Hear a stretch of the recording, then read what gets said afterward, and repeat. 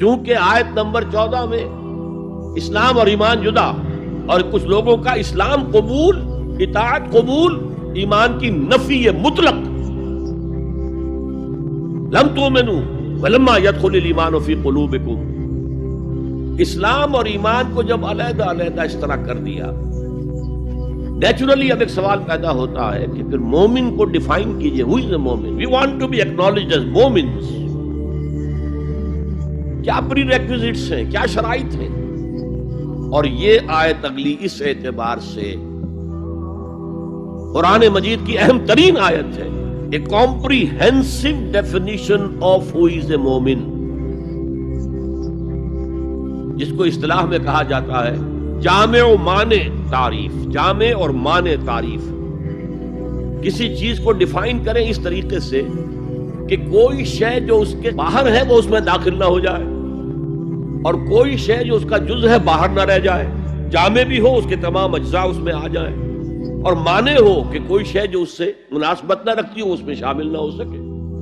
جامع و مانع تعریف مومن کی وہ اس آیت میں، آیت نمبر 15. انما المؤمنون الذين آمنوا بالله ورسوله ثم لم يرتابوا. اب یہاں بھی وہ اسلوب حصر ہے انما، اور حصر کا مفہوم میں کئی دفعہ سمجھا چکا ہوں کہ آپ کہیں کہ زید عالم ہے، اس سے دوسروں کے علم کی نفی نہیں ہوئی، اور بھی ہو سکتے ہیں. زید ہی عالم ہے تو دوسروں کی نفی ہو گئی کہ اس مجمع میں صرف ایک عالم ہے اور وہ زید ہے، باقی کوئی عالم نہیں. اسے حصر کہتے ہیں. تو میں نے چونکہ کہا ہے کہ موسٹ کمپریہنسو ڈیفینیشن آف ہو از اے مومن، اس کا آغاز بھی حصر سے ہے، اس کا اختتام بھی حصر پر. انما کلمہ حصر ہے، اور آخر میں اولئک هم الصادقون، وہ بھی اسلوب حصر ہے. انما المؤمنون الذين آمنوا بالله ورسوله ثم لم يرتابوا. مومن تو صرف وہ ہے جو ایمان لائے اللہ پر اور اس کے رسول پر، پھر شک میں ہرگز نہیں پڑے. یہ پھر لم آ گیا، یہاں مرتابو نہیں آیا، لم یرتابو، ہرگز شک میں نہیں پڑے. یہ واحد مقام ہے قرآن کا جہاں پر کہ یہ لفظ اضافی طور پر آیا ہے ایمان کے بعد. ثم لم یرتابو، یرتابو بنا ریب سے، شک. الف لام میم ذالک الکتاب لا ریب فیہ. ارتابا یرتابو، شک میں پڑ جانا. ثم لم یرتابو، پھر شک میں ہرگز نہیں پڑے. ان کا دل ایمان پر یقین کے ساتھ معمور ہو گیا. چنانچہ پازیٹیو انداز میں یہی شان بیان ہوئی ہے صحابہ کی اکثریت کی. اسی سورہ حجرات میں فرمایا گیا صحابہ کرام سے وَلَٰكِنَّ اللَّهَ حَبَّبَ إِلَيْكُمُ الْإِيمَانَ وَزَيَّنَهُ فِي قُلُوبِكُمْ. اللہ نے تو تمہارے نزدیک ایمان کو محبوب بنا دیا ہے اور تمہارے دلوں میں کھبا دیا ہے، مزین کر دیا تمہارے دلوں کو ایمان سے، منور کر دیا تمہارے دلوں کو ایمان سے. تو یہاں فرمایا انما المؤمنون الذین آمنوا باللہ ورسولہ ثم لم یرتابوا، اضافی شرط. وجاہدوا باموالہم وانفسہم فی سبیل اللہ، اور جہاد کیا انہوں نے اپنے مالوں کے ساتھ اور جانوں کے ساتھ اللہ کی راہ میں. یہ دوسری شرط لازم. گویا جہاد کے بغیر کوئی ایمان نہیں. یہ جامع و مانع تعریف ہے. اولئک هم الصادقون، صرف یہ لوگ سچے ہیں. یہ اگر دعویٰ کریں آمنا تو ٹھیک ہے، ان کا دعویٰ صحیح ہے، درست ہے، لیکن یہ دو پری ریکوزٹس پورے کرنے ہوں گے. اب اس کو میں سمجھانے کے لیے کہا کرتا ہوں کہ دیکھیے یہ 5 ارکان تو اسلام کے ہو گئے، کلمہ شہادت، نماز، روزہ، حج، زکات. اس میں جب حقیقی ایمان دلوں میں اتر جائے گا تو ایک تو رکن یہاں اضافی ہو جائے گا، یقین قلب. صرف گواہی نہیں، صرف وربل اٹیسٹیشن نہیں، یقین قلب بھی. اور دوسرا عمل میں آ جائے گا جہاد فی سبیل اللہ. وہ 5 ارکان قائم رہیں گے. اسلام عام ہے، ایمان خاص ہے، تو اسلام کے 5 ارکان تو ہیں موجود، وہ تو شامل رہیں گے. اگرچہ ظاہر بات ہے جب دل میں یقین پیدا ہو جائے گا تو اب نماز کی شان کچھ اور ہو. ایک ہے چھدا اتارا جا رہا ہے، بس نماز ایک فقہی جو ہے وہ ہم نے ادا کر دی ہے، جس کو کہا گیا ہے کہ جیسے مرغا ٹھونگے مارتا ہے ایسے سجدے کیے ہیں اور گئے۔ ایک نماز وہ ہوگی جسے حضور نے کہا الصلاۃ معراج المومنین، تو ایمان حقیقی کے ساتھ نماز کی شان کچھ اور ہوگی، اور ایک اس رسمی سے اسلام کے ساتھ نماز کی شان کچھ اور ہوگی۔ لیکن وہ 5 ارکان قائم رہیں گے، 2 کا اضافہ ہو جائے گا، شہادت کے بعد اس کے ساتھ یقین قلبی، اور ان 4 عبادات کے ساتھ جہاد فی سبیل اللہ۔ یہ جو رے آف لائٹ کا جو اسپیکٹرم بنتا ہے اسے پرزم میں سے جب گزارے تو 7 روشنیاں نظر آتی ہیں۔ وہ تو نظر آتی ہے، 2 اور بھی ہیں جو نظر نہیں آتی، الٹرا وائلٹ، انفرا ریڈ۔ یہ الٹرا وائلٹ ہے اور یہ انفرا ریڈ ہے جہاد والی، جس میں جانیں دینی پڑتی ہے، خون کا معاملہ بھی آتا ہے۔ یہ گویا کہ حقیقی ایمان کے 7 ارکان ہو جائیں گے، 5 جمع 2، تب وہ شخص مومن کہلانے کا مستحق ہوگا۔ سر یہ اب ہم نے اپنے آپ کو ٹیسٹ کرنا ہے ان آیات کے اندر۔ ایک آیت میں اللہ نے بتا دیا ایمان والا کون ہوتا ہے، انما المؤمنون الذین آمنوا باللہ ورسولہ۔ مومنین تو صرف وہ لوگ ہوتے ہیں جو اللہ رسول پر ایمان لے آئیں اور مان لیں ایک بار کہ یہ اللہ، یہ ہمارے نبی، یہ ہمارا خدا ہے، معبود ہے، اور یہ ہمارے لیڈر ہے اور ہمارے رہبر ہے صلی اللہ علیہ وآلہ وسلم۔ ثم لم یرتابوا، اس کے بعد کبھی شک میں نہ پڑے۔ وسوسے آنا علیحدہ چیز ہے، وہ تو مسلم شریف میں حدیث ہے کہ اللہ نے میری امت سے دل کے وساوس کو معاف فرما دیا ہے۔ میرا وسوسوں کے اوپر بھی مسئلہ نمبر 83A اور B دیکھ سکتے ہیں۔ شک نہ کریں۔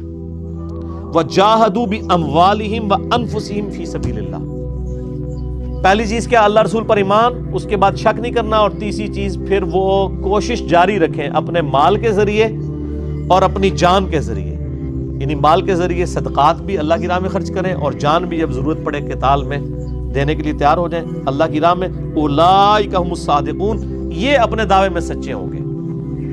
تو سر ہم اپنے آپ کو ٹیسٹ کر لیتے ہیں۔ پہلا سوال تو سارے ہی پاس کر لیں گے کہ ہاں جی مننے ہیں جی اللہ رسول نو، لیکن دوسری بات کیا ہے؟ اللہ رسول کی بھی ماننی ہے، شک نہیں کرنا۔ تو سر شک ہی ہے نا، جس کو یہ پتا ہے کہ بے نمازی کو قبر میں عذاب ہوگا اور وہ نماز نہ پڑھتا ہو، تو اس کا کیا مطلب ہے؟ انہوں شک ہے کدھر ہے؟ کوئی دماغ کیڑا ہے کہ نہیں یار ہوسدا بخشی ہی جاواں، یہ بھی شک کی ایک فارم ہے۔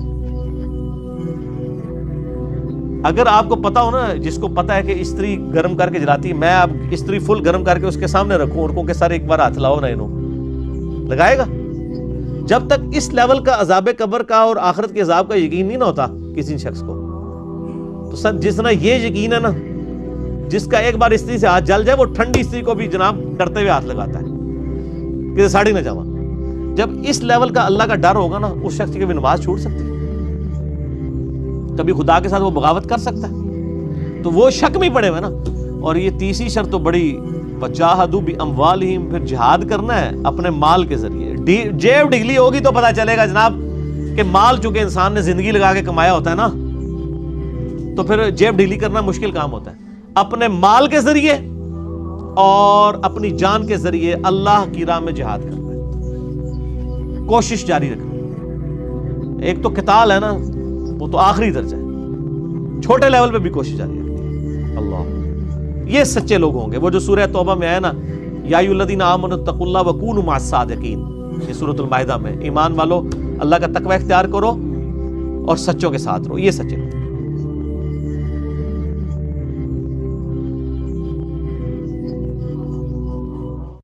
تم اقرار کرتے ہو کہ اللہ اور ہر چیز کا مالک ہے، اس کے کیا معنی؟ اس کے معنی یہ ہیں کہ تمہاری جان تمہاری اپنی نہیں، خدا کی ملک ہے، تمہارے ہاتھ اپنے نہیں، تمہاری آنکھیں اور تمہارے کان اور تمہارے جسم کا کوئی عضو تمہارا اپنا نہیں۔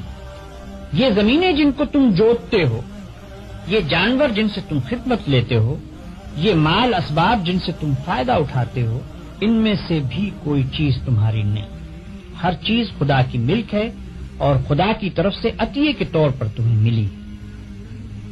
اس بات کا اقرار کرنے کے بعد تمہیں یہ کہنے کا کیا حق ہے کہ جان میری ہے، جسم میرا ہے، مال میرا ہے اور فلاں چیز میری ہے؟ دوسرے کو مالک کہنا اور پھر اس کی چیز کو اپنی قرار دینا بالکل ایک لغو بات ہے۔ اگر در حقیقت یہ بات سچے دل سے مانتے ہو کہ ان سب چیزوں کا مالک خدا ہی ہے تو اس سے دو باتیں خود بخود تم پر لازم ہو جاتی ہیں۔ ایک یہ کہ جب مالک خدا ہے اور اس نے اپنی ملکیت امانت کے طور پر تمہارے حوالے کی ہے تو جس طرح مالک کہتا ہے اسی طرح ان چیزوں سے کام لینا چاہیے۔ اس کی مرضی کے خلاف ان سے کام لیتے ہو تو دھوکہ بازی کرتے ہو۔ تم اپنے ان ہاتھوں اور پاؤں کو بھی اس کی پسند کے خلاف ہلانے کا حق نہیں رکھتے۔ تم ان آنکھوں سے بھی اس کی مرضی کے خلاف دیکھنے کا کام نہیں لے سکتے۔ تم کو اس پیٹ میں بھی کوئی ایسی چیز ڈالنے کا حق نہیں ہے جو اس کی مرضی کے خلاف ہو۔ تمہیں ان زمینوں اور ان جائیدادوں پر بھی مالک کے منشا کے خلاف کوئی حق حاصل نہیں ہے۔